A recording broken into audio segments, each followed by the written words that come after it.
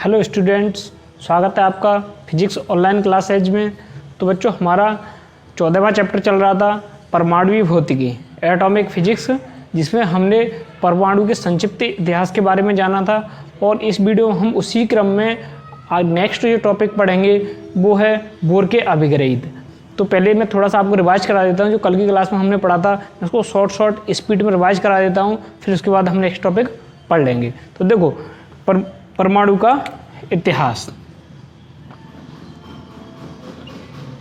परमाणु का इतिहास देखो, इसमें सबसे पहले जो परमाणु शब्द आया था मैं आपको बता चुका हूँ। महर्षि कणाद ने एक ग्रंथ लिखा था, वैशेषिक दर्शन। महर्षि कणाद जो कि भारतीय दर्शन शास्त्री थे, महर्षि कणाद। महर्षि कणाद ने नाम क्या दिया? परमाणु। अर्थात आप ये कह सकते हो पदार्थ जिन छोटे छोटे या सूक्ष्म कणों से मिलकर बना हुआ है उसका नाम महर्षि कणाद ने परमाणु दिया। अब इसके बाद में जो सेकंड नंबर पे आए थे वो एक आप कह सकते हो प्रथम वैज्ञानिक सिद्धांत। प्रथम वैज्ञानिक सिद्धांत किसके बारे में? परमाणु के बारे में। तो परमाणु के बारे में प्रथम वैज्ञानिक जो सिद्धांत दिया था वो डाल्टन साहब ने दिया था। किसने दिया था? डाल्टन साहब ने। कब दिया था? 1803 में दिया था। तो डाल्टन का परमाणु अविभाज्य सिद्धांत, परमाणु अविभाज्य सिद्धांत। तो डाल्टन साहब ने कहा था कि जो पदार्थ है जिन छोटे छोटे कणों से मिलकर बनाया है, जिन सूक्ष्म कणों से मिलकर बनाया है, उनको परमाणु कहते हैं। तथा परमाणु एक अविभाज्य कण है। कैसा कण है? एक अविभाज्य कण है, अर्थात उसको और आगे विभाजित नहीं किया जा सकता। परमाणु की आप भी कह सकते हो द्रव्य जो पदार्थ है उसकी मूलभूत इकाई परमाणु है। ये कहा था किसने? डाल्टन साहब ने। अब इसके बाद में जे थॉमसन ने इलेक्ट्रॉन की खोज की, और इलेक्ट्रॉन की खोज करने के बाद उन्होंने परमाणु का थॉमसन मॉडल भी दिया था। क्या दिया था? परमाणु का थॉमसन मॉडल। तो बच्चों बताओ इसको और क्या कहते हैं? जल्दी कमेंट्स में बताओ। थॉमसन मॉडल को और क्या नाम दिया गया था? बताओ जल्दी। प्लम पुडिंग मॉडल, या आप क्या कह सकते हो? तरबूज मॉडल, या आप क्या कह सकते हो? तरबूज मॉडल। आपको पता है क्यों कहती है ये सब? क्योंकि मैं आपको कल पढ़ा चुका हूँ इसके बारे में। तो जो थॉमसन मॉडल लिया था उसको प्लम पुडिंग मॉडल और तरबूज मॉडल भी कहते हैं। अब ध्यान रखना, जो एग्जाम बोर्ड में क्वेश्चन पूछे जाते हैं वो इनमें से भी पूछे जाते हैं। जैसे थॉमसन का परमाणु मॉडल है, या आप कह सकते हो कि परमाणु का रदरफोर्ड मॉडल है, या नील बोर के अभिग्रहित हैं। तो इनमें से सबसे जो मोस्ट क्वेश्चन बनते हैं वो ये बनते हैं, एक तो उनके द्वारा दिए गए मॉडल के निष्कर्ष। पहला पॉइंट क्या है? तो ध्यान रखना, आपको ज़्यादा कुछ नहीं पढ़ना है। मैं बता रहा हूँ, या तो निष्कर्ष पूछे जाएंगे या उसकी कमियां पूछी जाएंगी, या तो, और आप जानते भी हो, या तो किसी इंसान की खासियत देखी जाती है या कमियां देखी जाती हैं। ये तो है। तो यहाँ भी अगर किसी ने कोई सिद्धांत दिया है या कोई अपना मॉडल प्रस्तुत किया है परमाणु के बारे में, उसकी संरचना के बारे में, उसके स्थायित्व के बारे में, परमाणु से संबंधित जो भी मॉडल प्रस्तुत किया है, या तो उसके निष्कर्ष पूछे जाएंगे और या कमियाँ पूछी जाएंगी। तो ध्यान रखना, प्रत्येक जो जैसे थॉमसन मॉडल है, मैं प्रत्येक मॉडल बताऊंगा, उसके निष्कर्ष बताऊंगा और कमियां बताऊंगा, और उनको ढंग से आपको याद करना है।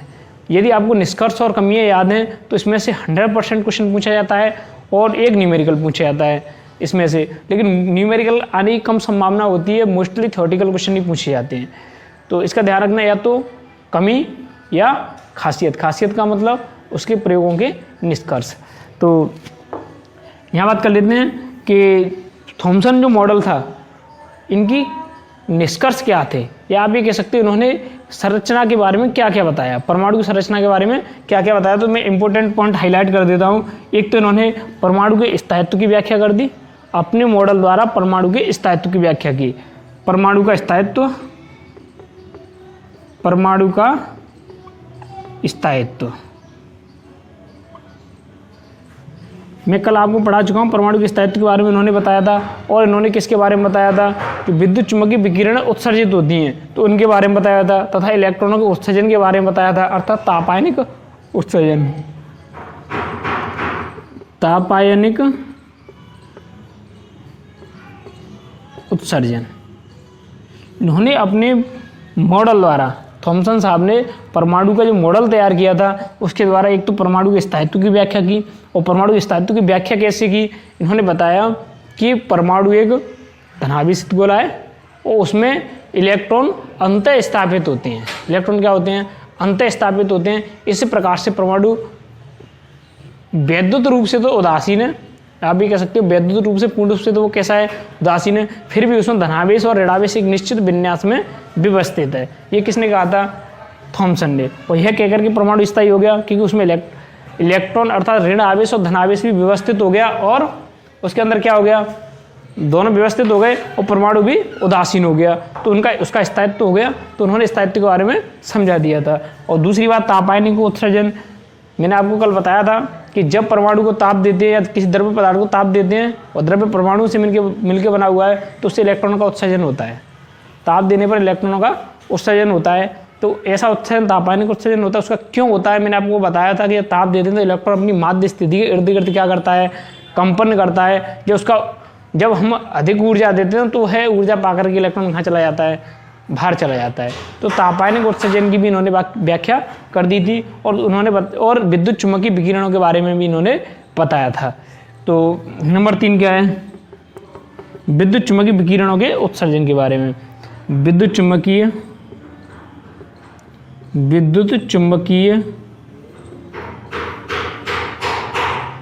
विकिरणों का उत्सर्जन। अब इन तीनों पॉइंटों के बारे में इन्होंने समझा दिया, तो इनको आप निष्कर्ष कह सकते हो। क्या कह सकते हो? निष्कर्ष। ये इन्होंने जो मॉडल प्रस्तुत किया था उसके ये निष्कर्ष है। आप ये कह सकते हो कि इनको इन्होंने स्पष्ट कर दिया। परमाणु के स्थायित्व के बारे में समझा दिया था उन्होंने, तापायनिक उत्सर्जन के बारे में समझा दिया था, और विद्युत चुम्बकीय विकिरणों के उत्सर्जन के बारे में समझा दिया था कि विद्युत चुम्बकीय विकिरणों का उत्सर्जन क्यों होता है। इन तीनों पॉइंटों के बारे में कल चर्चा कर चुका था, इसलिए मैं आपको शॉर्ट बता रहा हूँ। वो आपको ध्यान भी ये रखनी है, इतनी बड़ी स्टोरी कोई ज़रूरी नहीं है। केवल आप ये पॉइंट ध्यान रखो कि उन्होंने इन पॉइंटों को संतुष्ट कर दिया, इन बिंदुओं को उन्होंने क्या कर दिया? संतुष्ट कर दिया। अब इनकी कमी कहाँ आई? जल्दी बताओ कमेंट्स में। तो कमी बताओ यहाँ, क्योंकि यहाँ कमियाँ जरूरी हैं। कमियाँ निकाल लेंगे जब भी आगे बढ़ेंगे। कमी क्या है मॉडल की? क्योंकि यहाँ कमी आएगी तभी तो कहते हैं ना आवश्यकता आविष्कार की जननी है। तो कमी आएगी जब भी तो आगे प्रोसेस होगी। तो इनकी कमी क्या थी? देखो, इन्होंने मॉडल प्रस्तुत किया तो इन्होंने बताया कि जो विद्युत चुम्बकीय विकिरणों का उत्सर्जन हो रहा है, प्रत्येक अलग अलग परमाणु के लिए बात करें तो उनके लिए जो स्पेक्ट्रम प्राप्त होता है, एक निश्चित स्पेक्ट्रम प्राप्त हो रहा है।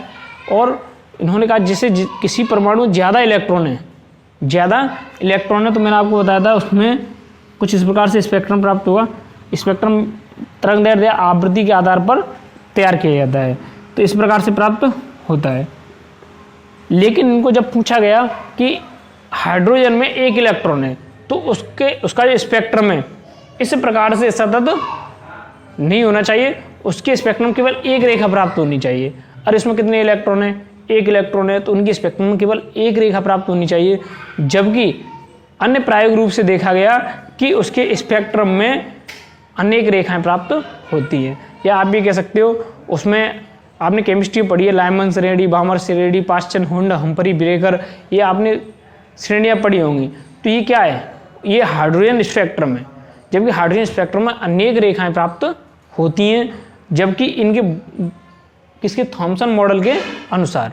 थॉमसन मॉडल के अनुसार उसमें केवल एक रेखा प्राप्त होनी चाहिए। तो ये इनका ये कहना बिल्कुल गलत था। अब इसका मतलब क्या हो गया? ये इनकी कमी हो गई, तो ये हाइड्रोजन स्पेक्ट्रम को नहीं समझा पाए। तो यहाँ हम क्या लिखेंगे? ये क्या नहीं समझा पाए? हाइड्रोजन स्पेक्ट्रम को। कमी क्या है?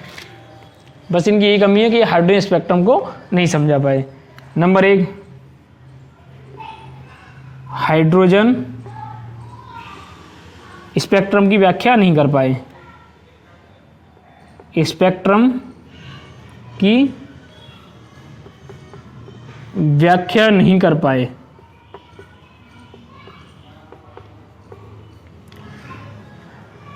ये हाइड्रोजन स्पेक्ट्रम की व्याख्या नहीं कर पाए। इसके बाद में कौन आए थे आपके?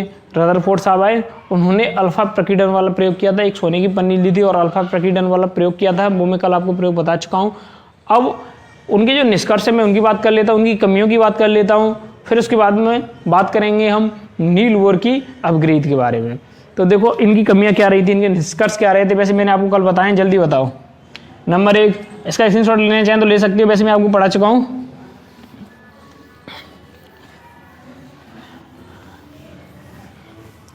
अब देखो ध्यान रखना, हाइड्रोजन स्पेक्ट्रम की व्याख्या कौन नहीं कर पाए, हाइड्रोजन स्पेक्ट्रम की व्याख्या कौन नहीं कर पाए, थॉमसन साहब। जब थॉमसन साहब नहीं कर पाए तो इनका कोई ना कोई निराकरण करेगा, तो इन्हीं कमियों का ध्यान रखना। रदरफोर्ड साहब की कमी आएंगी, उनको भी ध्यान रखना, और फिर देखना कि कौन इनका निराकरण करता है और किस प्रकार से करता है। तो आपके दिमाग में एकदम एग्जैक्ट क्लियर हो जाएगा कि हाँ परमाणु की संरचना किस प्रकार क्रमबद्ध रूप से तैयार की गई है, तो वो सारा डायग्राम आपके दिमाग में एकदम सेट हो जाएगा। तो इनकी कमी ध्यान रखना।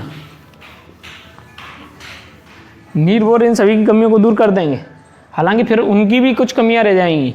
नील बोर साहब भी जो कुछ भी अपना प्रयास करेंगे उनमें भी कुछ कमियां रहेंगी।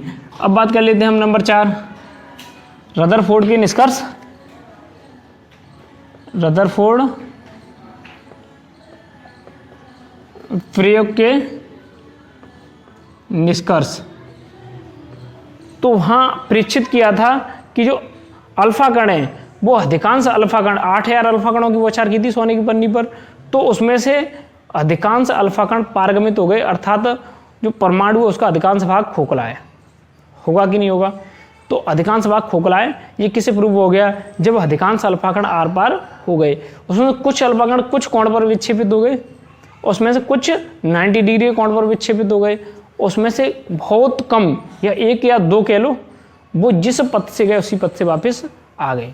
तो उन्होंने पहला निष्कर्ष निकाला कि जो परमाणु है उसका संपूर्ण द्रव्यमान, परमाणु का संपूर्ण द्रव्यमान उसके एक केंद्र में व्यवस्थित है, आप क्या कह सकते हैं, उनके केंद्र में संकेंद्रित है।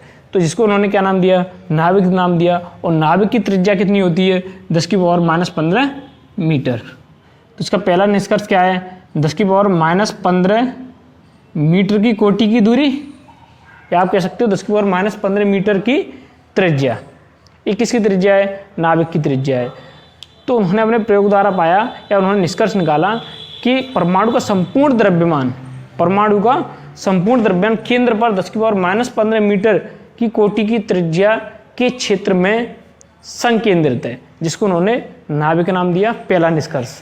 दूसरा निष्कर्ष क्या निकाला था उन्होंने कहा कि इलेक्ट्रॉन वृत्ताकार पथ पर गति करते हैं। गति क्या करते हैं, वो चक्रण परिक्रमा करते हैं, परिक्रमा करते हैं, नाभिक के चारों क्या करते हैं, परिक्रमा करते हैं। और कैसे पथ पर करते हैं, वृत्ताकार पथ पर करते हैं। ये इन्होंने दूसरा निष्कर्ष निकाला था कि इलेक्ट्रॉन नाभिक के चारों ओर वृत्ताकार पथ पर गति करते हैं। अब जब गति करते हैं तो उन्होंने एक पॉइंट और कह दिया था, गति के दौरान विद्युत चुम्बकीय विकिरणों का उत्सर्जन करते हैं। ही मामला बिगड़ गया। अरे इन्होंने अगर ये नहीं कहते तो इन पर कोई आँच नहीं आती, आँच आने का मतलब इनकी कोई भी कमी नहीं निकल पाती। तो इन्होंने एक मामला बहुत गड़बड़ कर दिया कि जब इलेक्ट्रॉन वृत्ताकार पथ पर गति करते हैं तो वो विद्युत चुम्बकीय विकिरणों का उत्सर्जन करते हैं। ये इन्होंने कमी कर दी, क्योंकि इस पॉइंट से इनकी कमी निकल के आएगी। देखो कैसे निकल के आएगी। तो इन्होंने कहा था कि जब इलेक्ट्रॉन वृत्ताकार पथ पर गति करते हैं तो विद्युत चुम्बकीय विकिरणों का उत्सर्जन करते हैं, और इनको ये वृत्तीय पथ पर गति करने के लिए आवश्यक अभिकेंद्रीय बल कौन प्रदान करता है, कूलम बल। कौन प्रदान करेगा, कूलम बल। जैसे ये नाभिक है और इलेक्ट्रॉन्स के चारों क्या लगा रहा है, चक्कर लगा रहा है। जब ये इसके चारों चक्कर लगाएगा तो वृत्ताकार पथ में, इसको वृत्ताकार पथ में रखने के लिए नाभिक धनावेश है और इस पर कैसा है, ऋणावेश है, कूलम बल लगेगा। कूलम बल कौन सा लगेगा, यहाँ आकर्षण बल लगेगा, वैद्युत आकर्षण बल लगेगा। वैद्युत आकर्षण बल और कूलम बल एक ही बात होती है, ठीक है। तो यहाँ कौन सा लगेगा, वैद्युत आकर्षण बल लगेगा। वह आकर्षण बल इसको वृत्तीय पथ पर घूमने के लिए जो अभिकेंद्रीय बल की जरूरत होती है उसको प्रदान करेगा, उसको प्रदान करेगा। इससे ये क्या करेगा, वृत्ताकार पथ पर घूम सकेगा।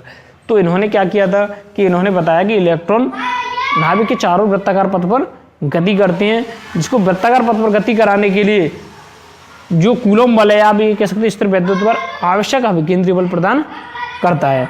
अब इन्होंने इसके साथ साथ एक बात और कह दी कि यह परिक्रमा करता हुआ इलेक्ट्रॉन विद्युत चुम्बकीय विकिरणों का उत्सर्जन करता है। ये इन्होंने गलती कर दी। अब देखो इनकी गलती ये क्यों है। तो सेकंड पॉइंट समझ में आ गया कि दूसरा निष्कर्ष क्या है कि इलेक्ट्रॉन वृत्ताकार पथ पर गति करते हैं। वृत्ताकार पथ पर गति करने के लिए जो स्थिर वैद्युत बल है वो आवश्यक अभिकेंद्री बल प्रदान करता है। अब इसके बाद में कमी है। पहली कमी, हमारा कल यहाँ तक टॉपिक आ गया था। पहली कमी आपको बता चुका था कि जैसे माना कि ये नाभिक है, ये क्या है बेटा, नाभिक है। अब इस नाभिक के चारों इलेक्ट्रॉन क्या लगाएगा, चक्कर लगाएगा। इलेक्ट्रॉन इसके चारों क्या लगाएगा, चक्कर लगाएगा ऐसे।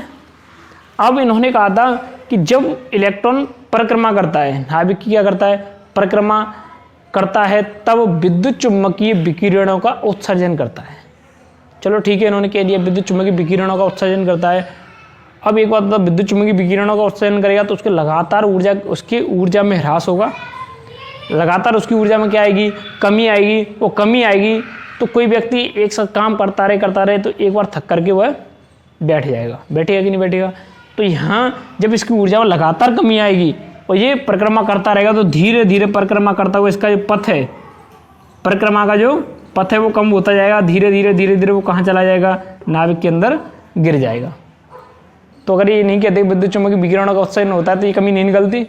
तो इन्होंने ये कह करके बहुत बड़ी गलती कर दी। लेकिन चलो ठीक है, आगे का मार्ग प्रशस्त कर दिया इन्होंने। तो इन्होंने कहा था जो विद्युत चुम्बकीय विकिरण है उत्सर्जित होती हैं। लेकिन जब पूछा गया कि जब यदि ये विद्युत चुम्बकीय विकिरण है उत्सर्जित करता है तो इसकी ऊर्जा में ह्रास होना चाहिए। समय के साथ इसकी ऊर्जा में क्या होना चाहिए, ह्रास होना चाहिए। जब ह्रास होगा तो धीरे धीरे वह परिक्रमा करता हुआ नाभिक के अंदर गिर जाएगा। बात समझ में आ गई कि नहीं। अब नाभिक में गिर गया तो एक बात बताओ, ये धनावेश और ये ऋणावेश दोनों आपस में निरस्त हो गए। और निरस्त हो गए तो क्या परमाणु का अस्तित्व रहा, नहीं रहा। तो परमाणु का अस्तित्व नहीं होगा। और यही बात थॉमसन साहब ने समझा दी कि परमाणु का स्थायित्व होता है। और इन्होंने स्थायित्व को खत्म कर दिया कि नहीं। अरे इलेक्ट्रॉन इसके अंदर गिर गया, स्थायित्व खत्म हो गया। इन्होंने ला करके फिर वहीं खड़े कर दिए। अरे थॉमसन साहब ने कम से कम स्थायित्व तो समझा दिया था। अब इन्होंने क्या किया, ये कह करके इन्होंने वहीं फिर खड़े कर दिए कि परमाणु का स्थायित्व नहीं है, इनके अनुसार नहीं है। पहला पॉइंट तो ये हो गया कि वो लगातार जब इलेक्ट्रॉन विद्युत चुम्बकीय विकिरणों का उत्सर्जन करता है, पथ पर गति करते हुए विद्युत चुम्बकीय विकिरणों का उत्सर्जन करता है तो लगातार उसकी ऊर्जा में कमी आएगी, जिससे इलेक्ट्रॉन एक निश्चित समय बाद नाभिक में गिर जाएगा, जिससे परमाणु का स्थायित्व नहीं होगा। पहली कमी। दूसरी कमी देखो, एक बात बताओ, जब ये इलेक्ट्रॉन इसके वृत्ताकार पथ पर गति कर रहा है और इसकी लगातार ऊर्जा में ह्रास हो रहा है तो इसका पथ कैसा हो रहा है, देखो छोटा होता जा रहा है, हो रहा है कि नहीं हो रहा है। तो अब बात करें हम इसकी आवृत्ति की, किसकी, आवृत्ति की। आवृत्ति क्या है, अरे यहाँ घूर्णन आवृत्ति होगी तो घूर्णन आवृत्ति लेंगे तो आवृत्ति का मतलब यहाँ किससे होगा, 1 सेकंड में चक्रों की संख्या, प्रति सेकंड चक्रों की संख्या। तो यहाँ प्रति सेकंड यदि पथ बड़ा है, पथ कैसा है, बड़ा, तब प्रति सेकंड चक्रों की संख्या कम होगी कि नहीं होगी। और जब पथ छोटा हो जाएगा तो जो चक्रण है, या आप ये कह सकते हो कि चक्रों की जो संख्या है वो अधिक होगी कि नहीं होगी। अरे जब पथ बड़ा होगा तो कम होगी और जब पथ छोटा होगा तो चक्रों की संख्या अधिक होगी, अर्थात आवृत्ति अधिक होगी। तो जैसे जैसे ये जो इलेक्ट्रॉन है अपनी ऊर्जा का त्याग करता जा रहा है, धीरे धीरे इसकी आवृत्ति में क्या हो रही है, वृद्धि हो रही है, या आप ये कह सकते हो आवृत्ति में परिवर्तन हो रहा है। क्या हो रहा है, आवृत्ति में परिवर्तन हो रहा है, लेकिन एक निश्चित दर से हो रहा है। कैसे हो रहा है, एक निश्चित दर से, या आप ये कह सकते हो कि सतत रूप से हो रहा है, कंटिन्यूअस हो रहा है। अरे ये आवृत्ति में परिवर्तन हो रहा है वो कैसा हो रहा है, कंटिन्यूअस हो रहा है। यहाँ आवृत्ति से तात्पर्य प्रति सेकंड चक्रों की संख्या से है। तो पहले कम चक्कर लगेंगे 1 सेकंड में, धीरे धीरे पथ कम होता जाएगा तो चक्रों की संख्या बढ़ती जाएगी, अर्थात आवृत्ति बढ़ती जाएगी। और आपने पढ़ा है न्यूमेरिकल क्या होता है, c/λ होता है कि नहीं होता है। ये दोनों एक दूसरे कैसी हैं, व्युत्क्रमानुपाती। तरंग दैर्ध्य और आवृत्ति एक दूसरे कैसी हैं, व्युत्क्रमानुपाती हैं। तो यहाँ देखा गया कि जो आवृत्ति है वो परिवर्तित हो रही है, अर्थात यहाँ वृद्धि हो रही है। परिवर्तन यहाँ क्या हो रहा है, आवृत्ति में वृद्धि हो रही है। तो तरंग दैर्ध्य के मान में लगातार क्या होनी चाहिए, कमी। जब आवृत्ति के मान में क्या हो रही है, वृद्धि, तो तरंग दैर्ध्य के मान में क्या होनी चाहिए, कमी होनी चाहिए कि नहीं होनी चाहिए। जब आवृत्ति सतत रूप से वृद्धि हो रही है आवृत्ति में सतत रूप से कंटिन्यूअसली इंक्रीज हो रहा है, वृद्धि हो रही है, तो तरंग दैर्ध्य में भी सतत रूप से क्या होनी चाहिए, कमी होनी चाहिए। होनी चाहिए कि नहीं होनी चाहिए। जबकि अब एक बात बताओ, आवृत्ति यहाँ कितनी हो जाएगी, एक निश्चित स्थिति पर आकर के तरंग दैर्ध्य का मान अनंत हो जाएगा, क्योंकि इसका मान 0 हो जाएगा। तो इस प्रकार से इसकी तरंग दैर्ध्य कैसे हो जाएगी, जब आवृत्ति शून्य होगी तो तरंग दैर्ध्य अनंत हो जाएगी। तो इस प्रकार से देखा जाए तो आवृत्ति है वो सतत रूप से परिवर्तित हो रही है, तो तरंग दैर्ध्य को भी सतत रूप से परिवर्तित होना चाहिए। जबकि प्रायोगिक रूप से ये देखा जाता है कि जो तरंग दैर्ध्य है प्रत्येक परमाणु के लिए एक निश्चित स्पेक्ट्रम है, उसका तरंग दैर्ध्य के लिए क्या है, एक निश्चित स्पेक्ट्रम है। और जबकि ये क्या कर रहा है, एक सतत रूप से उसको परिवर्तित करके उसको अनंत की ओर ले जा रहा है, तरंग दैर्ध्य को लेके जा रहा है कि नहीं, आवृत्ति को शून्य करने की कोशिश कर रहा है कि नहीं कर रहा है। जबकि प्रत्येक परमाणु के लिए ये देखा जाता है कि स्पेक्ट्रम कैसा है, एक निश्चित परास के मध्य स्पेक्ट्रम है। कैसा है, निश्चित परास के मध्य स्पेक्ट्रम है या निश्चित तरंग दैर्ध्य। प्रत्येक परमाणु के लिए कैसी तरंग दैर्ध्य है, निश्चित तरंग दैर्ध्य या निश्चित तरंग दैर्ध्य का स्पेक्ट्रम है। बात समझ में आ गई कि नहीं। अब निश्चित तरंग दैर्ध्य का स्पेक्ट्रम को जिसको हम कहते हैं रेखिल स्पेक्ट्रम, क्या कहते हैं, रेखिल स्पेक्ट्रम। तो यहाँ एक शब्द मैंने बताया रेखिल स्पेक्ट्रम। रेखिल स्पेक्ट्रम से तात्पर्य होगा यहाँ निश्चित तरंग दैर्ध्य का स्पेक्ट्रम। रेखिल स्पेक्ट्रम क्या है, रेखिल स्पेक्ट्रम, निश्चित तरंग दैर्ध्य का स्पेक्ट्रम। जबकि यहाँ इसके अकॉर्डिंग देखो, क्या निश्चित तरंग दैर्ध्य का स्पेक्ट्रम प्राप्त होगा, नहीं होगा। सतत रूप से तरंग दैर्ध्य के मान में वृद्धि होती जाएगी, न कि एक निश्चित तरंग दैर्ध्य का स्पेक्ट्रम प्राप्त होगा, अर्थात हमें रेखिल स्पेक्ट्रम प्राप्त नहीं होगा। तो इसकी दो कमियां हो गई, पहली कमी समझ में आ गई, अब ये दूसरी भी कमी इसी में से निकल गई। ठीक, किसकी कमियां हैं, रदरफोर्ड साहब की दो कमियां हो गई। रदरफोर्ड साहब ने जो मॉडल प्रस्तुत किया था, या आप ये कह सकते हो परमाणु की संरचना का जो मॉडल प्रस्तुत किया था, उसकी ये दो कमियां हो गई। और ध्यान रखना, निष्कर्ष और कमियां ही पूछी जाती हैं। क्या पूछे जाएंगे बोर्ड एग्जाम में, निष्कर्ष और कमियां। तो ये उम्मीद करता हूँ बहुत ही अच्छी समझ में आया होगा। अब नेक्स्ट हम बात कर लेते हैं किसकी, नील बोर के अभिग्रहित या नील बोर सिद्धांत के अभिग्रहित। अब देखो, जब वो अभिग्रहित देंगे तो इनकी कमियों को पूरा करेंगे नहीं करेंगे। तो ध्यान रखना, उन्होंने हाइड्रोजन स्पेक्ट्रम की व्याख्या नहीं कर पाए थे। कौन, थॉमसन साहब।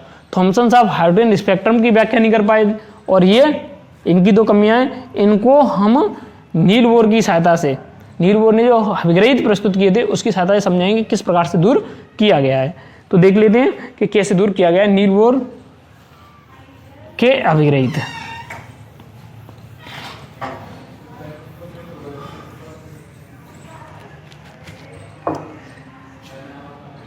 तो नील बोर सिद्धांत के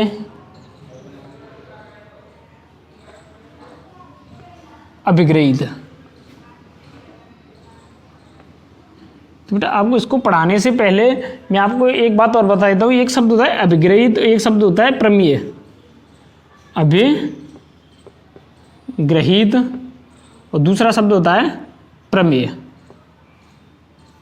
अब इसमें अंतर आपने 5वीं 6वीं क्लास में मैथ में ऐसा कुछ दिया था, मुझे ऐसा याद आ रहा है, जब मैं अपने टाइम में पढ़ा था उसकी बता रहा हूँ। शायद मुझे ऐसा धुंधला सा याद है कि 5वीं 6वीं क्लास में था, पता नहीं कहाँ था।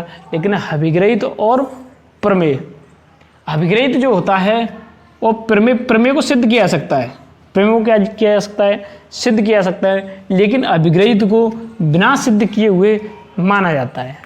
अभिग्रहित को आप सिद्ध नहीं कर सकते, प्रमेय को आप सिद्ध कर सकते हो। जैसे त्रिभुज के तीनों कोणों का योग 180 होता है, या दो समांतर रेखाओं को यदि एक प्रच्छेदी रेखा काट दी है तो उनके एक ही ओर बने कोण परस्पर बराबर होते हैं, संगत कोण कहलाते हैं। इस प्रकार कोई भी प्रमेय दी हो तो आप उसको सिद्ध कर सकते हो। यदि दो रेखाएं आपस में प्रच्छेद करती है, उनके विपरीत ओर बने कोण बराबर होते हैं, शीर्षाभिमुख कोण कहलाते हैं। तो इस प्रकार से जो प्रमेय दी होती हैं उनको आप सिद्ध कर सकते हो। लेकिन बात करें अभिग्रहित की, तो अभिग्रहित कहा गया ऐसा कथन होता है जिसको आप सिद्ध नहीं कर सकते हो। अर्थात आप ये कह सकते हो, या मूल कथन कह लो इसको, जो प्रारंभ में जो कथन कह दिया। जैसे आपको आप लिखते हो, ये गिनती लिखते हो 1 2 3 4, क्या है 1 2 3 4, क्या है? प्रारंभिक अवस्था में सोचो कि जब सबसे पहले ये अंक दिए होंगे जिसने, तो क्या उसने इसको सिद्ध किया है? 1 को सिद्ध करो, क्या करोगे आप इसको सिद्ध? तो ये जो अंक दिए हैं प्रारंभिक अवस्था में जिसने इस गणित के इन अंकों को क्रिएट किया होगा, तो उसने कह दिया कि 1 ऐसे बनता है, 2 ऐसे बनता है, 3 ऐसे, 4 ऐसे, और आपने इसको मान लिया है कि हाँ ये 1 2 3 4 ही हो गए। आप इसको सिद्ध करवा रहे हो कि 3 को सिद्ध करो, या आप कहो कि सूर्य पूरब से उदय होता है, पश्चिम में अस्त होता है, तो इसको सिद्ध करो। बताओ कैसे करोगे? और सिद्ध नहीं कर रहे हो तो आप फिर मान क्यों रहे हो? और आप सिद्ध नहीं कर पा रहे हो तो आप क्यों मान रहे हो सूर्य पूरब से उदय होता है या पश्चिम में अस्त होता है? क्योंकि आप साइंस के स्टूडेंट हो, वो आपको ये चीज़ नहीं माननी चाहिए, आपको हर चीज़ सिद्ध चाहिए। तो सिद्ध करो, सूर्य पूरब से उदय होता है, करो सिद्ध। नहीं कर सकते ना? हाँ, आप कहोगे नहीं सर देख लो ये पूरब से उदय हो रहा है, तो पूरा आप कैसे कह सकते हो पूरब दिशा है? आप कहोगे सर ये कंपास ले लो, ये ले लो, तो आप सबसे पहले दिशा का निर्धारण भी तो किया होगा, तो ये मान लिया गया होगा कि चलो ये पूरब हो गई, उत्तर दक्षिण पूर्व पश्चिम, ये सब इस प्रकार से दिशाओं का सबसे पहले तो माना गया होगा। तो जब सबसे पहले कथन माना गया है जिसको हम बिना सिद्ध किए हुए स्वीकार कर लेते हैं कि हाँ चलो ये सही है, वो अभिगृहीत है। अभिगृहीत क्या है? जिसको हम ये नहीं कहते चलो इनको सिद्ध करने की जरूरत नहीं है, हमने ये बात मान ली, तो वो तो अभिगृहीत हो गया। जहाँ आप नहीं साहब इसको सिद्ध करना है, हम इसको तभी मानेंगे, तो वो क्या हो गई? प्रमेय हो गई। ध्यान रखना। तो बच्चों जब मैं इनके अभिगृहीत बताऊंगा तो किसी को ये पूछने की जरूरत नहीं है सर ये क्यों है। मैं क्यों का क्वेश्चन खत्म कर रहा हूँ, क्योंकि ये अभिगृहीत देने वाले हैं, अपने मन की देने वाले हैं, अपने कथन को देने वाले हैं। कौन? बोर साहब। बोर साहब अपने कथन देने वाले हैं कि ये ऐसा ऐसा होता है। अब उनको हम यूँ की त्यों मानने पड़ेंगे क्योंकि वो अभिगृहीत हैं। उन्होंने कह रखा है कि मैं अभिगृहीत दे रहा हूँ, ये आपको मानने पड़ेंगे।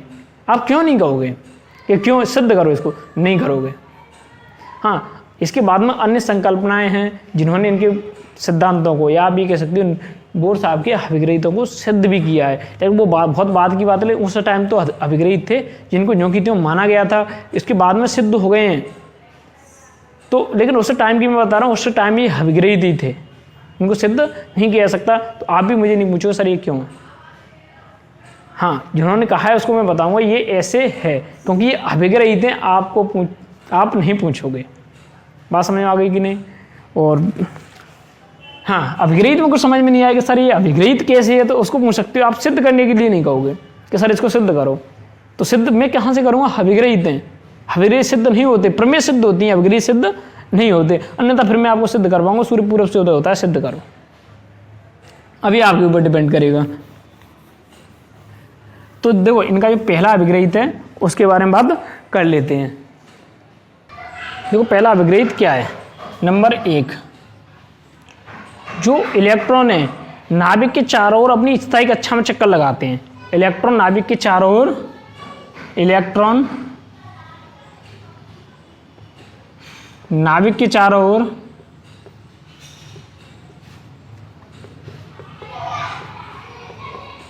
कैसी कक्षा में चक्कर लगाते हैं? स्थायी कक्षा में चक्कर, या उनकी कक्षाएं फिक्स है, कक्षाएं बांट रखी हैं उन्होंने, डिस्ट्रीब्यूशन कर रखा है कि वो प्रत्येक की स्थायी कक्षा उसी में वो क्या करते हैं? चक्कर लगाते हैं। तो इलेक्ट्रॉन नाभिक के चारों ओर अपनी स्थायी कक्षा में चक्कर लगाते हैं, अपनी स्थायी कक्षा में चक्कर लगाते हैं।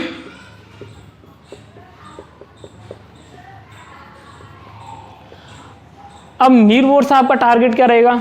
रदरफोर्ड तथा थॉमसन मॉडल की कमियों को दूर करना। तो इन्होंने हिम्मत जुटा के कहा कि जो इलेक्ट्रॉन है जब वो परिक्रमा करते हैं नाभिक के चारों ओर स्थायी कक्षा में चक्कर लगाते हैं तो विद्युत चुम्बकीय विकिरणों का उत्सर्जन नहीं करते। ये किसने कह दिया? नील बोर साहब ने। अब इन्होंने, जबकि ये कमी किसकी थी?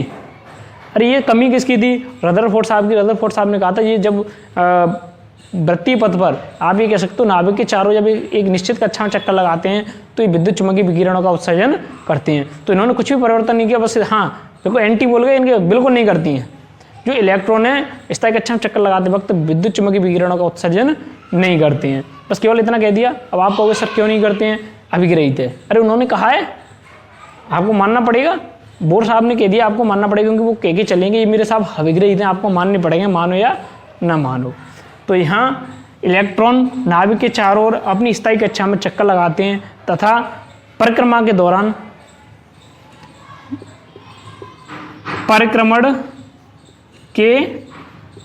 दौरान विद्युत चुम्बकीय विकिरणों का उत्सर्जन नहीं करते हैं। विद्युत चुम्बकीय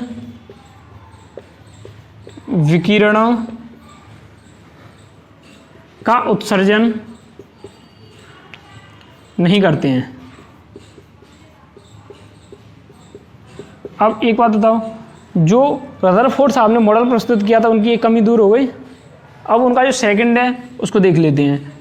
और उन्होंने कुछ कॉपी कर दिया उनका, रदरफोर्ड साहब ने कहा था उनका कुछ पार्ट थोड़ा सा कॉपी कर दिया। तो कॉपी कैसे किया था उन्होंने कि स्थायी कक्षा में चक्कर लगाते हैं और चक्कर लगाने के लिए जो उनको वृत्तीय पथ पर घुमाने के लिए बल प्रदान होता है, आवश्यक अभिकेंद्रीय बल प्रदान होता है, वो कौन करता है?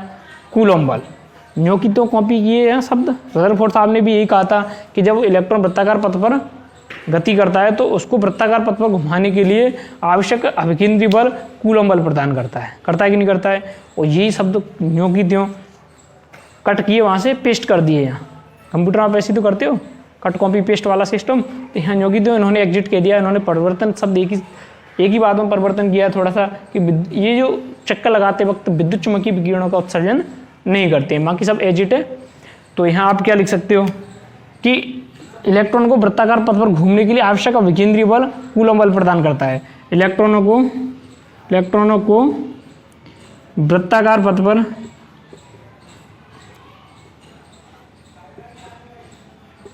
घूमने के लिए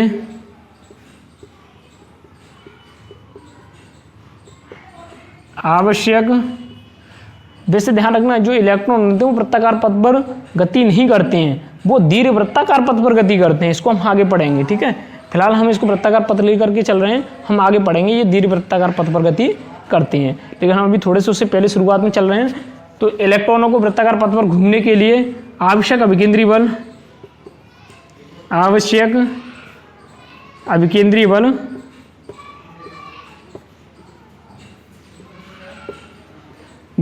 कूलॉम बल प्रदान करता है या स्थिर वैद्युत बल प्रदान करता है।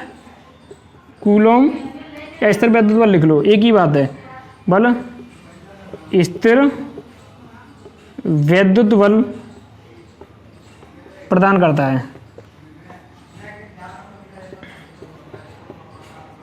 यहाँ तक बात समझ में आ गई कि नहीं? जो अभिकेंद्रीय बल है वो कहाँ से पैदा हुआ है? कूलॉम बल से। कूलॉम बल से क्यों? जैसे ये नाभिक है, नाभिक के चारों ओर इलेक्ट्रॉन क्या लगा रहा है? चक्कर लगा रहा है। तो ये धनावेश ऋणावेश को अपनी ओर क्या करेगा? आकर्षित करेगा कि नहीं करेगा? अपनी ओर आकर्षित करेगा। वो आकर्षित करेगा और ये जब वृत्ताकार पथ पर घूम रहा होगा तो वह जो बल है, वैद्युत बल है, इसको वृत्तीय पथ पर घुमाने के लिए क्या कर देगा? मजबूर कर देगा। अर्थात इसकी प्रति क्षण उसकी दिशा में क्या करेगा? परिवर्तन करेगा। जैसे इस क्षण माना कि इलेक्ट्रॉन यहाँ है तो इस पर स्पर्श रेखा खींचो, इसकी दिशा क्या हो गई? ये हो गई। फिर दूसरे क्षण यहाँ आ गया तो इस पर स्पर्श रेखा खींचो, इसकी दिशा ये हो गई। देखो प्रति क्षण उस पर स्पर्श रेखा खींचते जाओ, दिशा परिवर्तित हो रही है कि नहीं हो रही है? ये दिशा परिवर्तन क्यों हो रहा है? इस प्रकार से इलेक्ट्रॉन गति कर रहा है तो उस पर स्पर्श रेखा खींच के देखो तो दिशा परिवर्तन हो रहा है कि नहीं हो रहा है? तो प्रत्येक दिशा में परिवर्तन ये कौन कर रहा है? वही कूलॉम बल कर रहा है, जो कि अभिकेंद्रीय बल के रूप में कार्यरत है। तो ये बात समझ में आ गई होगी। अब नेक्स्ट पॉइंट बात करते हैं इसकी। नेक्स्ट अपग्रेड क्या है? देखो ये क्लियर हो गया। नेक्स्ट है, आपने 11th क्लास में शायद केमिस्ट्री में पढ़ा होगा कि प्रत्येक इलेक्ट्रॉन, या आप कह सकते हो इलेक्ट्रॉन केवल उन्हीं कक्षाओं में चक्कर लगाते हैं। इलेक्ट्रॉन केवल उन्हीं कक्षाओं में चक्कर लगाते हैं जिनके लिए कोणीय संवेग का मान h/2 पाई का पूर्ण गुणज होता है। आपने डेफिनेटली उसमें पढ़ा होगा केमिस्ट्री में कि इलेक्ट्रॉन केवल उन्हीं कक्षाओं में चक्कर लगाते हैं। इलेक्ट्रॉन केवल उन्हीं कक्षाओं में चक्कर लगाते हैं जिनके लिए कोणीय संवेग का मान h/2 पाई का पूर्ण गुणज होता है। पढ़ाई कि नहीं पढ़ाया आपने?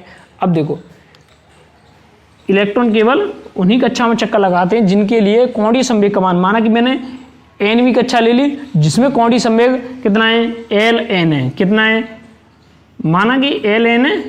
ln क्या है? nवीं कक्षा में इलेक्ट्रॉन का कोणीय संवेग। जिसको आप क्या कहते हैं, कोणीय संवेग का फॉर्मूला क्या होता है, mv/r होता है कि नहीं होता है। अब nवी कक्षा है तो nवी कक्षा में इलेक्ट्रॉन का वेग क्या हो जाएगा, vn हो जाएगा, और r nवी कक्षा की त्रिज्या है तो r n हो जाएगी, होगी कि नहीं होगी, इक्वल किसकी हो जाएगी, h/2 का पूर्ण गुणज। पूर्ण गुणज का मतलब इसे n से मल्टीप्लाई करना पड़ेगा, तो इंटू n। फॉर्मूला समझ में आ गया कि नहीं। ये दूसरा अभिग्रहित है। ये कौन सा अभिग्रहित है, दूसरा। इलेक्ट्रॉन केवल उन्हीं कक्षाओं में चक्कर लगाते हैं जिनके लिए कोणीय संवेग का मान h/2 का पूर्ण गुणज होता है, h/2 का पूर्ण गुणज होता है। तो बच्चों जल्दी फटाफट बताओ, h/2 को मैंने किससे रिप्रेजेंट किया था 13वें चैप्टर में, मैंने आपको हाइजीन का निश्चितता का सिद्धांत पढ़ाया था। जल्दी फटाफट कमेंट्स में, इसको मैंने क्या कहा था, अरे ऐसा कुछ बताया था क्या।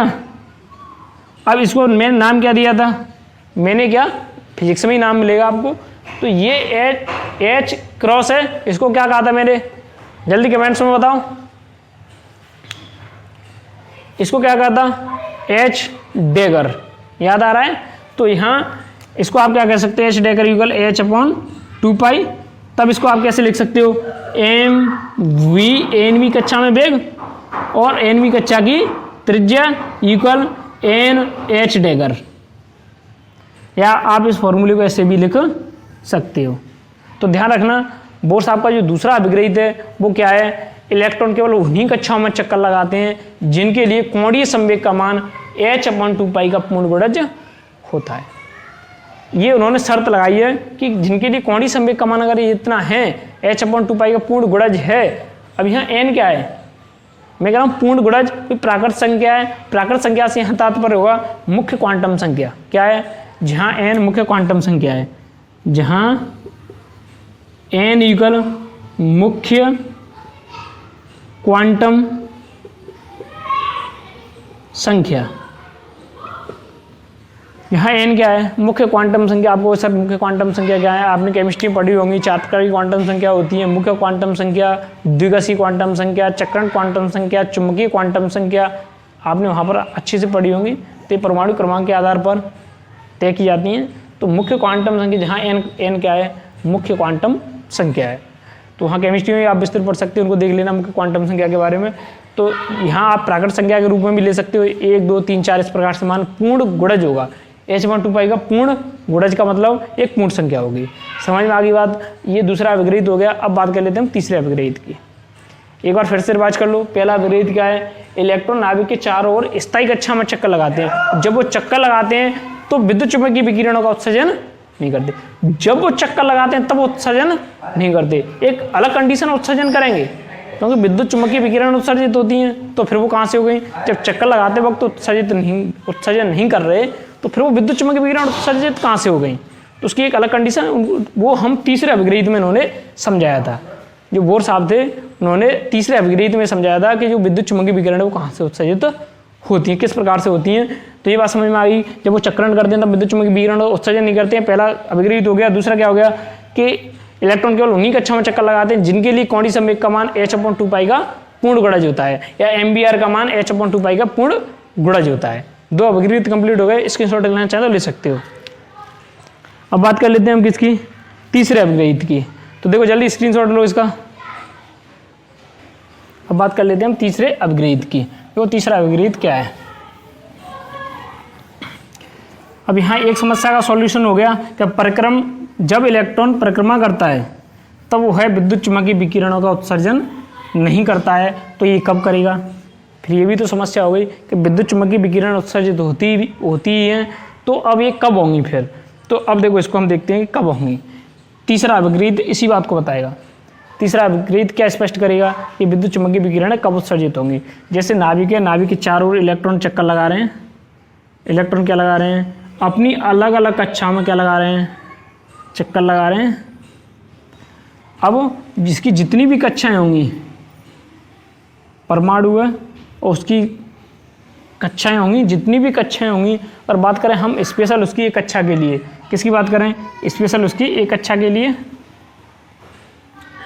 तो माना कि ये वाली कक्षा ले ली हमने, तो इस कक्षा के लिए ऊर्जा फिक्स होगी।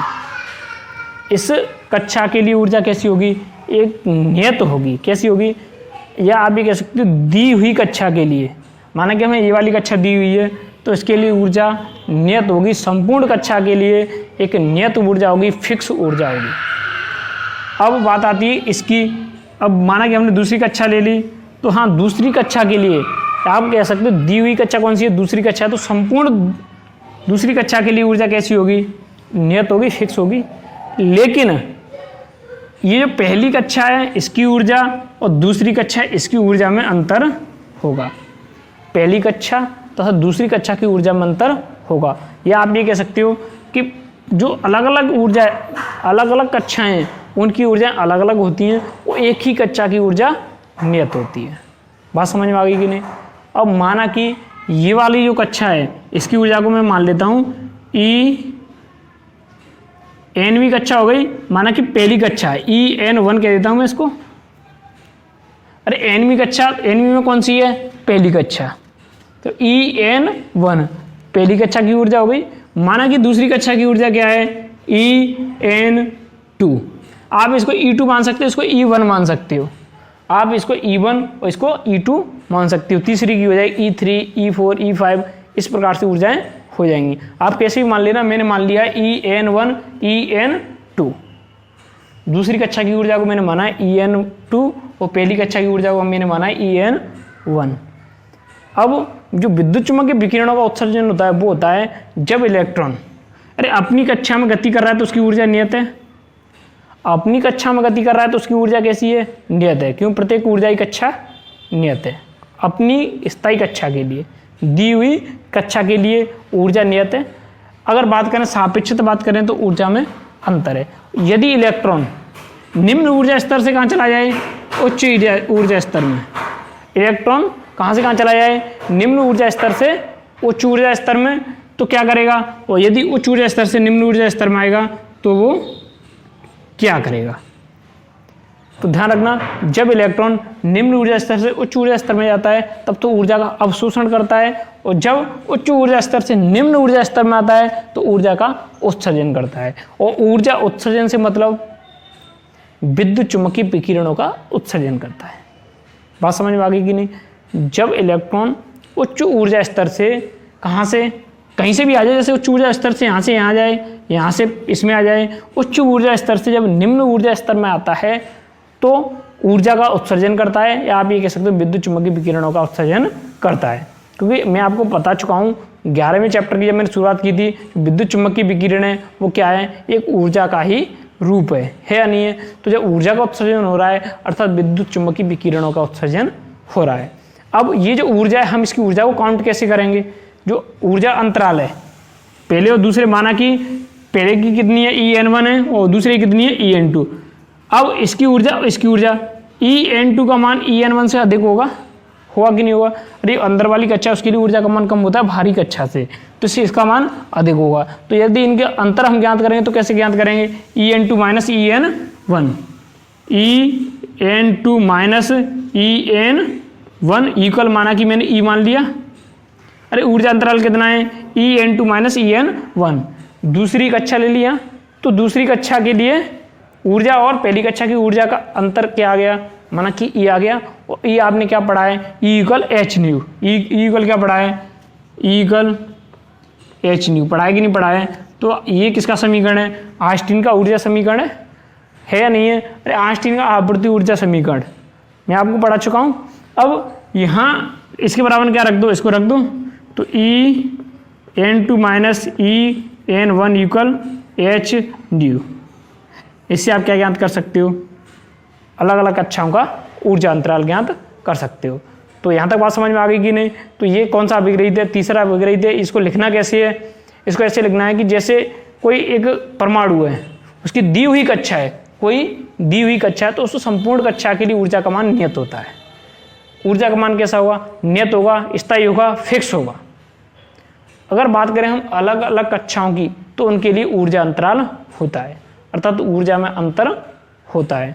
तो जब इलेक्ट्रॉन निम्न ऊर्जा स्तर से उच्च ऊर्जा स्तर में जाता है तो ऊर्जा का क्या करेगा, अवशोषण करेगा।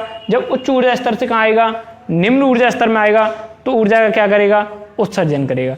तो जब इलेक्ट्रॉन उच्च ऊर्जा स्तर से निम्न ऊर्जा स्तर में संक्रमण करता है तो ऊर्जा का उत्सर्जन करता है, अर्थात विद्युत चुम्बकीय विकिरणों का उत्सर्जन करता है। तो ये भी समस्या सॉल्व हो गई। यहाँ तक बात समझ में आ गई कि नहीं? अब ये तो आपके अभिग्रहित कंप्लीट हो गए। अब इन अभिग्रहितों की सहायता से, तो जिसके बारे में हम कल चर्चा कर लेंगे, इन अभिग्रहितों की सहायता से हम जो भी कक्षाएं हैं उनकी त्रिज्या ज्ञात करेंगे, उस कक्षा में इलेक्ट्रॉन गति कर रहा है उसके वेग का प्रकलन करेंगे। इस प्रकार से हम 2-4 डेरिवेशन करेंगे जो न्यूमेरिकल बेस्ड होंगे। आप ये कह सकते हो जिनके आधार पर आपके न्यूमेरिकल आते हैं। तो वो आपको फॉर्मूले आपको डायरेक्ट याद करने पड़ेंगे जिससे आपके न्यूमेरिकल सॉल्व हो जाएं। तो गुड बाय बच्चों। इसके बाद में हम कल इसकी त्रिज्या ज्ञात कर लेंगे कक्षाओं की, जिस nवीं कक्षा की त्रिज्या ज्ञात कर लेंगे और nवीं कक्षा में इलेक्ट्रॉन का वेग ज्ञात कर लेंगे। और ये आपकी अभिग्रहित हो गई। ये आपको कंसेप्ट क्लियर करनी है। ये तीनों अभिग्रहित बहुत ही अच्छे से आपको क्लियर करनी है। एग्जाम में कई बार पूछे जाते हैं, बहुत इंपॉर्टेंट है। Good bye.